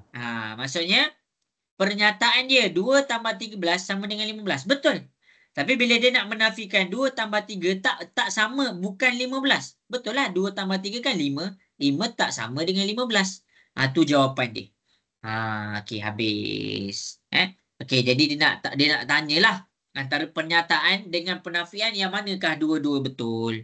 Okey, kita pergi kepada soalan yang berikutnya. Boleh ke semua? Boleh cikgu. Boleh, cikgu. Boleh cikgu. Okey, 38. Antara berikut adalah pernyataan umum. Okey. Kamu kena fahamlah. Umum dengan khusus. Umum ni dia pukul rata. Dia pukul rata. Kalau dekat sini luas segitiga PQR adalah 9 cm kuasa 2. Jadi maksudnya 9 ni bila dia dah bagi sesuatu digit, dia tak umum dah. Jadi dia memang 9. Dia tak boleh jadi 10, dia tak boleh jadi 8, dia tak boleh jadi nombor lain. Maksudnya dia adalah khusus. Sama juga dengan B. Bila dia dah bagi nombor 15 boleh dibahagi tepat dengan 3. 15 dengan 3 ni dia dah spesifikkan dah nombor tu. Jadi itu adalah khusus. Macam mana kita nak jadikan dia umum? Kita boleh jadikan dia umum, kita cakap nombor genap bahagi dengan nombor 3, dapat berapa? Genap. Kita tak tahu berapa. 2 boleh, 4 boleh, 6 boleh, 8 boleh, 10 boleh. Tapi bila dia mention 15, maksudnya dia dah spesifikkan nombor 15 sahaja. Macam tadi 9. 9 je. Itu khusus. Boleh faham ke? Kenapa A dengan B salah? Boleh faham cikgu? Okey. D ni kamu tengok semua. Semua tu bukan umum ke? Semua nombor 5. Jadi dekat sini dia dah khususkan kepada nombor 5. Jadi dia bukan umum. C, kenapa C tu betul? Sebab bila dia kata AC padu kubus adalah X kuasa 3 di mana X ialah sisi kubus. Sekarang ni kalau cikgu cakap X dia 2, boleh? Kalau maksudnya dia tak mention pun X tu berapa. X tu boleh jadi 1, boleh jadi 2, boleh jadi 3, boleh jadi apa-apa nombor. Maksudnya itulah umum. Itulah maksud dia umum. Dia tak spesifik, dia tak sebut mana-mana nombor. Jadi nombor 38 jawapan dia adalah C. Ini adalah umum. Jelas ke? Jelas ke? Kurang jelas penjelasan cikgu? Jelas cikgu. Boleh Okey. faham cikgu? Okey, baik. Okey, cikgu teruskan lewat dah. Okey, dah masuk set dah. Okey. Jadi, diberi bilangan wang tabungan yang disimpan oleh Umar selama D hari ialah 2D. Ni silap. Okey, Umar selama D hari, dia simpan selama berapa hari? Ialah 2D. Berapakah jumlah tabungan Umar yang disimpan dalam bulan Ogos? Jadi maksudnya dekat sini bila kita nak jawab bilangan tabungan yang disimpan oleh Umar selama beberapa hari ialah 2 darab D. 2 darab D. Apa maksudnya? Maksudnya apa? Maksudnya D ni kita tak tahu tau. D ni menjadi hari. Hari tu kita tak tahu berapa. Hari tu kita tak tahu berapa. Jadi A dikira salah sebab 2D dia tak masuk lagi sampai bulan Ogos. Sampai situ jelas? Boleh faham? Boleh cikgu. Boleh faham cikgu? Okey, sekarang ni dia kata dalam bulan Ogos. Okey, Ogos dia ada berapa hari bulan? Dia ada 31. Jadi masing-masing boleh tengok di hadapan. 2 darab 31, 62. Ni Jadi 2 darabkan dengan 31 hari. Jadi kamu akan dapat jawapan dia 62. Boleh faham ke semua kenapa jawapan dia B? Faham cikgu. Tapi cikgu kalau kita tak tahu bilangan hari Ogos tu kita akan salah cikgu. Ya betul. Siapa yang tak tahu bilangan Ogos tu salahlah jawapan dia. Betul. Bagus, pandai. Kenapa 2? Kenapa 2? Kan dah mention dah RM ni 2. D ni kan dah cakap dah D ni hari. Jadi RM RM2 darabkan dengan hari. Jadi Ogos kan ada 31 hari. Jadi RM RM2 darablah dengan 31.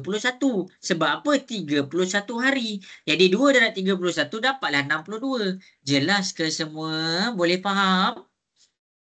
Jelas Jelas cikgu. cikgu. Faham. Okey, habis dah. Okey. Jadi dekat sini cikgu ada masa dalam setengah jam nak jawab soalan set. Mungkin tak habis lah. Tapi kita pergi Boleh kita nak pergi kepada soalan set pula. Habis dah penakkulan logik kat sini. Boleh cikgu. Inilah kita revision. Banyak dah tadi kita revision cuma ada jugalah kita tak revision sah dan munasabah. Tak munasabah itu macam biasalah nak kena cover kena ada soalan dulu. Okey, kita nak pergi kepada soalan set. Okey, untuk soalan set sebenarnya ada beberapa soalan yang error. Tapi cikgu dah tambah markah dah masing-masing. Cikgu dah tambah markah masing-masing berdasarkan soalan yang error itu. Okey, jadi cikgu nak jawab soalan nombor 1. Okey, cikgu pergi kepada soalan nombor 1. Boleh? Boleh go. Boleh. Boleh cikgu. Okey, Mira. Okey, kita pergi kepada soalan nombor 1. Dekat sini, cikgu senaraikan dulu dia punya set semester. Bila kita nak jawab soalan matematik, kita kena biasakan keluarkan maklumat. Diberi bahawa set semester adalah 10 X 25. Cikgu nak tanyalah kamu. Ini ada sama dengan tak dekat sini? Ada sama dengan tak? ada. Tak ada. ada. Jadi 10 ni terlibat tak? Tak. Tidak. Jadi Tak. kita terlibat, mulakan dengan cikgu. 11. 11, 12, 13, 14, 15, 16. 25 ni terlibat ke tak? Tak terlibat. Yes, dia tak terlibat. Jadi kita berhenti sampai 24. Dia tak boleh pergi kepada 25. Sebab apa? Sebab dia tak ada sama dengan. Kalau dia ada sama dengan, ya 10 tu termasuk dan 25 tu termasuk. Jadi sekarang bila dia tak ada sama dengan 10 dengan 25 tu tak boleh ada dalam list kita punya set semester. Boleh faham ke semua sampai situ? Boleh, Boleh cikgu. faham, cikgu. Okey. Kemudian dia kata set G. Kamu keluarkan dululah. Keluarkan dulu. Okey. G kita kat sini adalah 15, 20. K. Cikgu buat warna Okey. K kita di sini adalah 11, 13, 17, 19, 23. Dan yang terakhir dekat sini adalah set L. Jadi L kita dekat sini adalah panjang pula 11, 13, 15, 17, 19, 21, 23. Okey, sekarang dia nak kita jawab G bersatu dengan K bersilang dengan L. Okey. Jadi macam mana cara nak buat ni? Masing-masing boleh tengok. Kita nak kena cari dahulu G bersatu dengan K bersilang dengan L. Kok tak nampak ni. Aulia boleh buat ke soalan ni, Aulia? Tak pasti betul tak, tapi try buat. Okey. G, bila kita nak jawab soalan ni, cikgu buat warna hijau, warna biru Okey, kamu senaraikan dulu G bersatu dengan K. Okey, untuk G bersatu dengan K, jawapan dia adalah kamu salin G. 15 dengan 20. Salin 15, 20. Lepas tu, salin pula K. Iaitu 11, 13, 17, 19, 23. Sampai sini semua jelas ke untuk simbol bersatu tu? Jelas, cikgu. Jelas, cikgu. Sekarang ni dia mention ada pelengkap. Bila ada pelengkap, jangan ambil nombor ni. Jadi bila jangan ambil nombor ni, nak ambil nombor mana? Ambil nombor yang selain daripada ni. Jadi nak kena compare dengan apa? Comparekan dengan set semester. Macam mana nak compare dengan set semester? Kamu tengok. 15, kamu potong. 20, kamu potong. 11, kamu potong. 13, kamu potong. 17, kamu potong. 19 kamu potong, 23 kamu potong. Jadi nilai untuk G bersatu dengan K selain daripada pelengkaplah dekat sini adalah nilai set semester yang tak dipotong. Jadi jawapan dia 12, 14, 16, 12, 14, 16, 18, 21, 18, 21, 22, 24. 22, 24. Sampai sini jelas ke? Sampai situ? Boleh faham? Boleh, cikgu. Okey. Bersilang Jelas, dengan cikgu. L. Bersilang dengan L. L kita apa? L kita ni. L kita ni 11, 13, 15, 17, 19, 21, 23.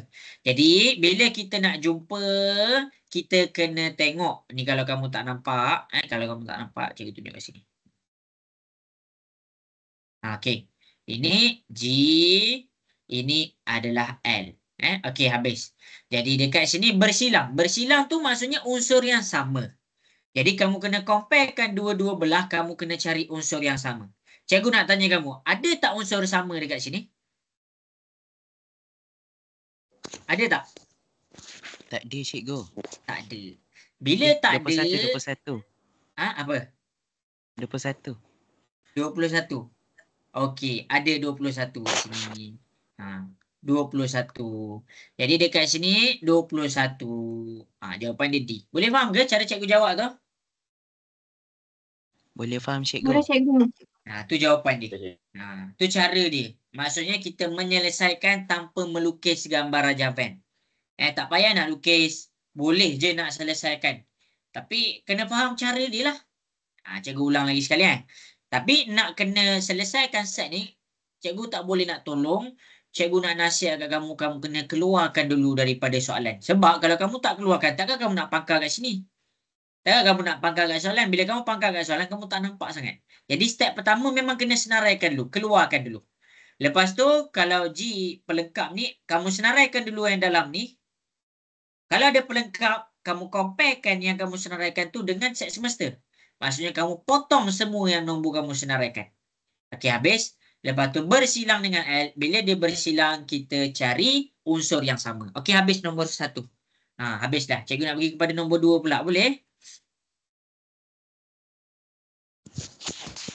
Okey ke? Ke ada soalan? Boleh, cikgu. Hazim okey, Hazim? Hazim ada soalan ke, Hazim? Saya tak ada, cikgu. Tak ada. Okey. Hazim, setakat ni boleh follow lagi ke? Boleh. Okey, kita pergi kepada soalan yang berikutnya. Okey, soalan yang berikutnya. Sorry.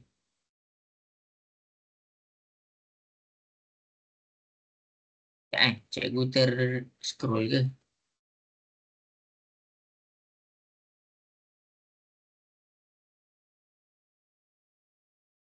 Okey, soalan yang berikutnya. Nombor 2. 22 lah, 22. Okey, jadi masing-masing boleh tengok. The shaded region represent set. Maksudnya kawasan berlorek ni macam mana kita nak tengok. Okey. Jadi cara dia adalah okey, cikgu akan tunjukkan satu-satu. Okey, cikgu lukis dulu tau. Cikgu lukis dulu. Ini K, ini L, ini M. Masing-masing nampak ke lukisan cikgu ni? Ke buruk sangat? Nampak ke? Okey, baik. A, B, C, D. Okey, untuk A, semua cikgu kena tunjuk satu-satu ni. Kalau tak nampak. Bagi cikgu masa sekejap.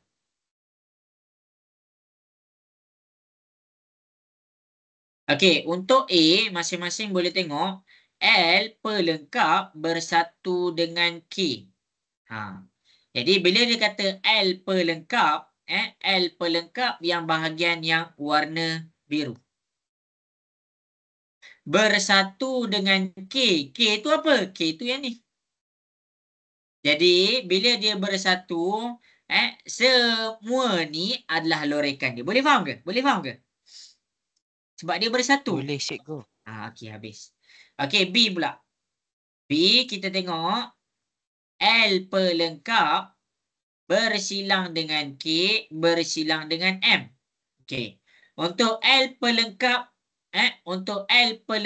bersilang dengan K, jawapan dia adalah yang ni. Lepas tu dia kata bersilang dengan M. Bersilang dengan M. Bila bersilang dengan M, kamu tak jumpa jawapan dia. Sebab apa? Sebab K tu asal dia tak bersilang pun dengan M tu. Boleh faham? Jelas? Ke tak nampak? Jelas, cikgu. Maksudnya untuk B, lorekan dia adalah tiada lorekan. Lorekan B adalah tiada lorekan. Okey, itu jawapan dia. Okey, C. L pelengkap bersilang dengan K, bersatu dengan M. Kalau L pelengkap ni, kamu kena faham. Sorry, B ni jawapan dia ni sorry. Kalau L pelengkap, jawapan untuk L pelengkap adalah yang ni warna biru. Lepas tu cikgu letak M. Kemudian bersatu pula dengan K. Bersatu pula dengan K. Jadi dia bersilang pula dengan K dekat sini. K. Nampak sangat Sekejap L pelengkap bersatu dengan K. Ini dah salah dah. L pelengkap. Semua ni. Bersilang dengan M. Ni je jawapan dia. L pelengkap yang ni. Lepas tu, cikgu nak cari dia bersilang dengan K. Bila dia bersilang dengan K. Okey. Bila cikgu bersilang dengan K, cikgu dapat ni warna biru dia. Bersatu pula dengan M. Ni jawapan dia. Okey. Jadi jawapan dia adalah C. Jawapan dia adalah C ya semua Okey. Jadi cikgu akan tunjukkan macam mana cikgu dapat jawapan C tu lagi sekali. Okey, tengah fokus ke? Tengok cikgu. Okey. Jadi masing-masing cikgu akan tunjukkan dia cara yang mudah faham. Sebab cikgu nak kena tunjukkan kat situ. Okey. Jadi yang pertama sekali untuk L pelengkap. Mana L pelengkap? Mana L pelengkap? Cikgu. L pelengkap tu yang selain L kan? Cikgu. Sekejap Cikgu kena lukis balik. Bagi cikgu masa kejap. Dia tak nampak. Nanti Okey tengok Ini adalah L, ini adalah K, ini adalah M. Okey. Ini hasil dia.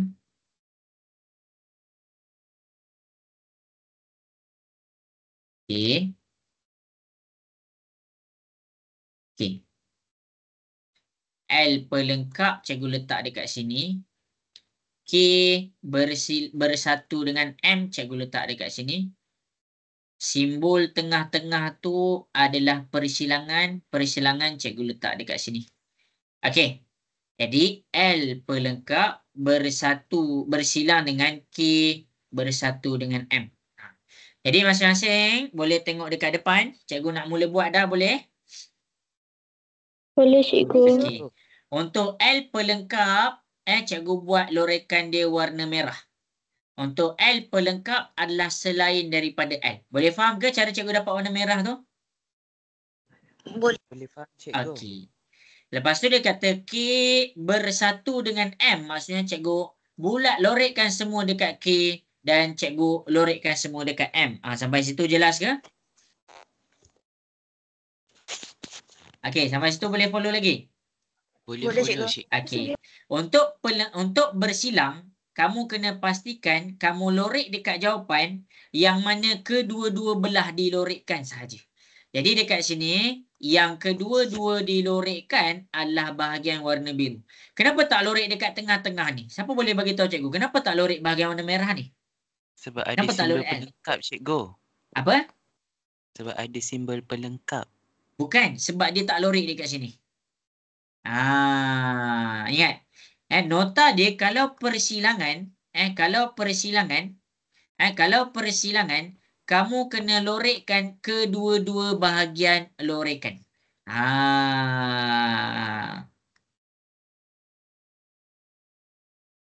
Sebagai contoh, kalau tak nampak sangat, cikgu buat ini adalah A, ini B, ini C.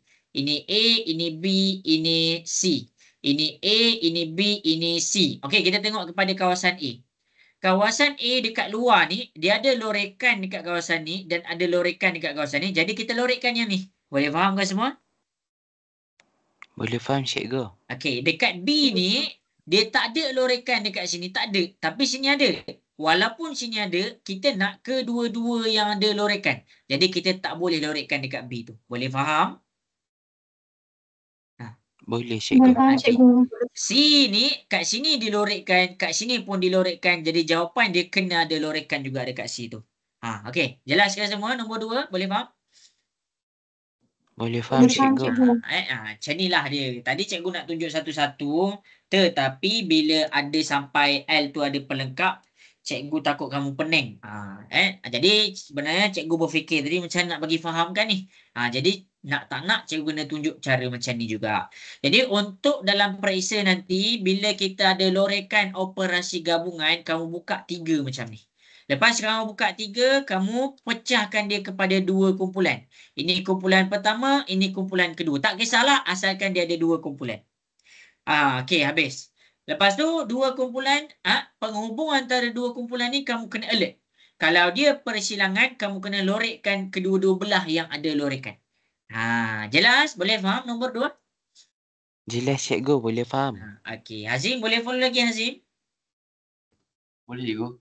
Okey, cikgu nak pergi kepada soalan yang seterusnya. Boleh ke semua? Boleh cikgu. Boleh cikgu. Alright.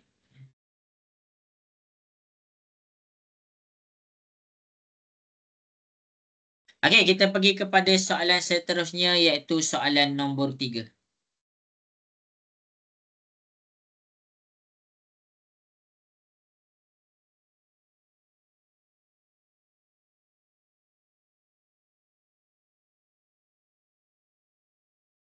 Okey.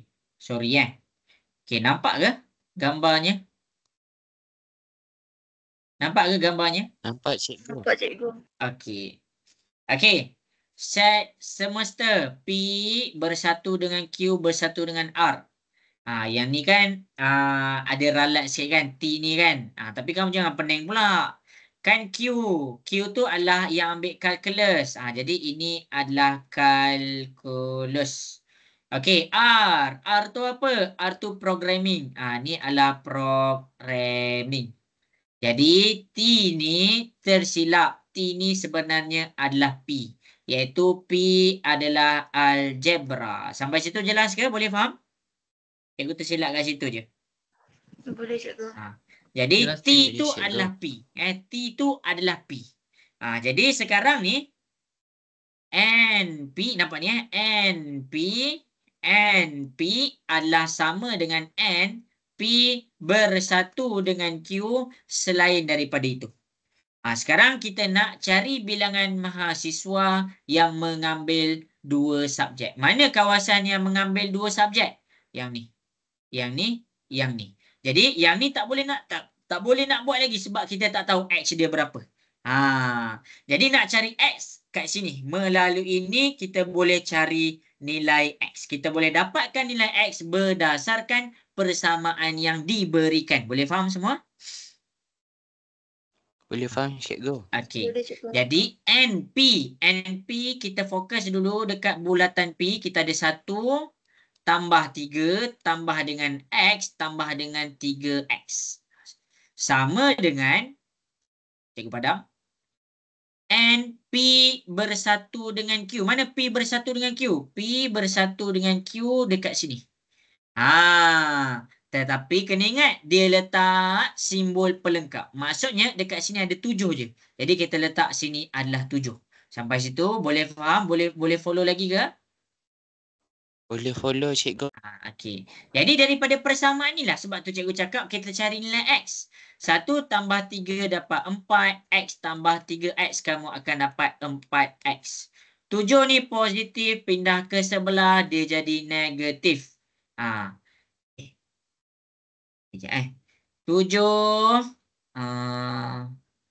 X tambah 3X dapat 4X. 7 tolak 3 dapat 3, 4. 4 ni, kejap ada tersilap ke? Bagi cikgu masa kejap. Kadang-kadang soalan ni salah. Kadang-kadang soalan ni salah. Bagi cikgu masa kejap.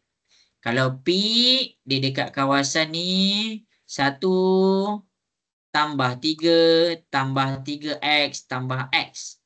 And P bersatu dengan Q. P bersatu dengan Q, kita dapat dia 7.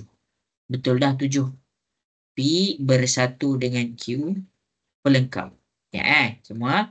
Ini P kita. Ini Q kita. Jadi dekat sini tinggal 7 sahaja. Okey, betul dah. Okey. 4 tambah 4X sama dengan 7.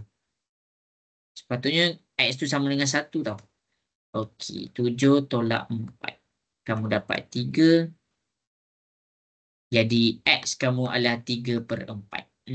Soalan ni ralat sikit lah. Ada soalan ralat sikit. Tapi yang ni Ammar ada bagi tahu cikgu kan Ammar? Ammar ada? Ada cikgu. Ni kan Ammar tanya kan? Ada. Ni kan yang Ya, Ammar cikgu. tanya ada T ni kan? Ingat tak? Ingat, Ammar? Ingat. Okey. Jadi ini soalan ralat sikit. Tapi jangan risau. Ingat, cikgu. Cikgu dah bagi bonus dah untuk soalan ni. Okey. Soalan ni ralat sebab nilai X tu kamu dapat 3/4. Sepatutnya X tu sama dengan 1. Dia ada tersilap sikit dekat sini. Dia ada tersilap ambil info. Okey. Okey. Jadi X ni kalau kita dapat macam mana kenapa cikgu buat juga? Cikgu nak terang dekat kamu macam mana nak dapatkan nilai X. Okey. Untuk dapatkan nilai X, tak kisah soalan ni ke soalan macam mana pun, kamu kena faham. Kamu boleh cari nilai X berdasarkan formula yang diberikan. Kamu kena keluarkan formula ni macam yang cikgu keluar dekat depan. Lepas kamu dah keluarkan formula ni, kamu kena senaraikan satu-satu. Contoh NP. P tu satu bulatan P kita. Okey, bulatan P kita ni. Jadi dalam bulatan P tu ada apa? Ada 1, ada 3, ada X, ada 3X. Jadi cikgu senaraikan 1, 3, 3X. Sampai situ jelas ke semua? Boleh faham? Jelas, cikgu. Okey. Yang kedua, dia kata pula P bersatu dengan Q ada pelengkap. Ada pelengkap. Jadi bila ada pelengkap, maksudnya kalau P bersatu dengan Q, yang ni kita lorek belah dalam. Tapi bila ada pelengkap, 7 jawapan dia. Jelas semua cara cikgu dapat 7 tu? Jelas, cikgu. Okey. Jadi dekat sini, kita selesaikanlah nilai X tu. Jadi bila kita selesaikan nilai X tu, sepatutnya kita dapat nombor bulat lah. Tapi soalan ni soalan silap. Cumanya cikgu nak kamu faham lah macam mana cikgu keluarkan maklumat untuk cari nilai X. Yang ni cikgu minta maaf kat kamu ada ralat sikit. Hari tu siapa? Ammar dah tegur. Cikgu tak sempat dah lah nak betulkan. Cikgu dah bagi dah. Okey, tapi at least daripada sini kamu tahu macam mana nak cari X tu. Minta maaf Okey, sampai situ jelas ke semua? Boleh faham? Jelas, cikgu. Boleh, cikgu. Okey, yang tak maaf Ni soalan ni yang ralat. Soalan ni yang ralat. Okey, kita akan pergi kepada soalan seterusnya. Kita mungkin jawab beberapa soalan sahaja lagi sebab masa pun dah nak habis. Okey, yang ni pun ada ralat. Ya ke? Kejap Tak apa, kita buat. At least kamu tahu macam nak jawab. Okey. Diberi set universal. Cikgu keluarkan Dia bagi tahu 21x35.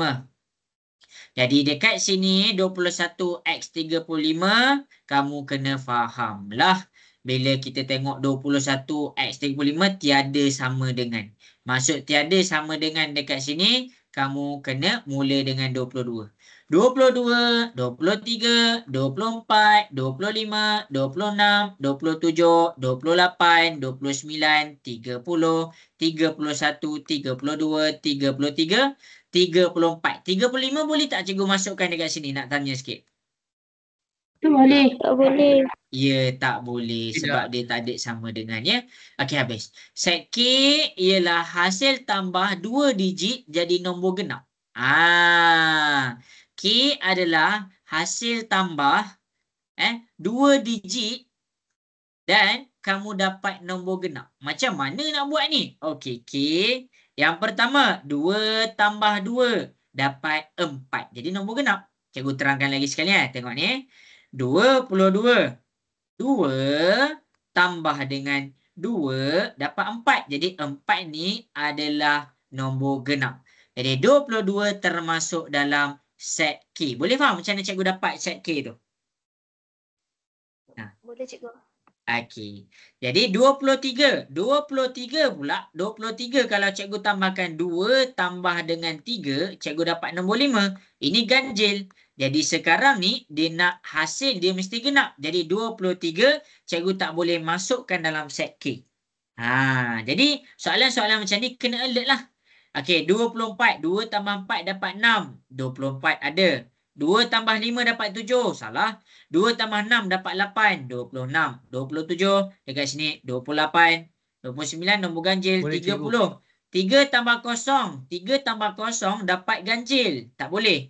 Ni 3 tambah 1. 3 tambah 1 dapat 4. Jadi nombor genap. Salin. 3 tambah 3 kan dapat 6. Jadi 33 dalam ni. 3 tambah 4 dapat 7. Jadi itu nombor itu nombor ganjil. Jadi set K kita ini sahaja. Jelas macam cikgu jumpa set K tu, boleh faham? Boleh cikgu. Okey. Jadi sekarang ni dia nak cari selain daripada K. Maksudnya nombor yang kamu dah senaraikan ni kamu bandingkan dengan set semesta, kamu potong. 22, 22. Potong kat sini. 24, 24. Potong dekat sini. 26, 28. 26 potong. 28 potong. 31 dengan 33. 31 potong. 33 potong. Jadi dekat sini K pelengkap ada 23, 25. 23, 25. 27, 29. 27, 29. Lepas tu 30, 32, 34. 30, 32, 34. Inilah jawapan dia. Jadi dekat sini jawapan dia adalah C. Itu cara dia. Ya, pasal? Tak tanya. Yang Ha? 34 tu bukan kalau 17 tambah 17 dapat 34 ke cikgu? Mana 17 tambah 17? Mana? Mana 17? Mana ada? Mana ada 17?